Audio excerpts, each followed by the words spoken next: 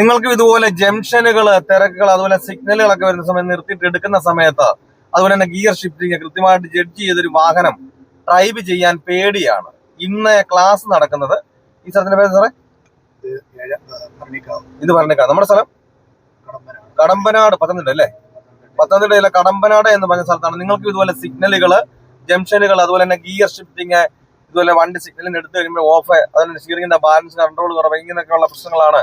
വാഹനം ഓടിക്കണമെന്ന് അതിയായ ആഗ്രഹമാണ്, പക്ഷെ തനിയെ വാഹനം ഓടിക്കുവാൻ പേടി. അങ്ങനെയുള്ളവരാണെങ്കിൽ എന്നെ കോൺടാക്ട് ചെയ്താൽ നിങ്ങൾ കേരളത്തിന്റെ ഏത് ജില്ലയിലായിരുന്നാലും നിങ്ങളുടെ സ്വന്തം വാഹനത്തിൽ വന്ന് ഞാൻ പ്രാക്ടീസ് നടത്തുമ്പോൾ നിങ്ങൾക്ക് ആഗ്രഹം ഉണ്ടെങ്കിൽ എന്റെ വാട്സാപ്പിൽ ബന്ധപ്പെടാം. ഈ ഒരു ക്ലാസ് നിങ്ങൾ അറ്റൻഡ് ചെയ്ത് കഴിഞ്ഞാൽ വരുന്ന ദിവസം മുതൽ തനിയെ വാഹനം ഓടിക്കുവാനുള്ള ട്രിക്കുകളും ടിപ്സുകളുമാണ് ഞാൻ ഈ ഒരു ക്ലാസ്സിലൂടെ പറഞ്ഞു തരുന്നത്.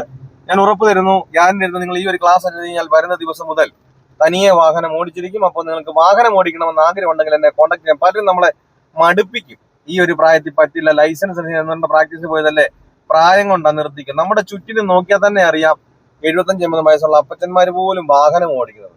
പിന്നെ നമ്മൾ ഈ ലൈസൻസും കൈവച്ച് വാഹനം വീട്ടിലുണ്ടായിട്ട് ഞാൻ പഠിച്ചു കാണുമ്പോൾ എന്തുകൊണ്ട് നോക്കിയിട്ട് എന്റെ ജില്ല തന്നെ കരുതേണ്ട, അതിന്റെ അങ്ങേയറ്റമായ കാസർഗോഡ് മുതൽ ഇങ്ങേയറ്റമായ തിരുവനന്തപുരം, കേരളത്തിന് ഇടയിലുള്ള ഏത് ജില്ലയിലായാലും നിങ്ങളുടെ സ്വന്തം വാഹനത്തിൽ വന്ന് ഞാൻ പ്രാക്ടീസ് നടക്കുന്നത് നിങ്ങൾക്ക് ആഗ്രഹം ഉണ്ടെങ്കിൽ എന്നെ കോൺടാക്ട് ചെയ്യും.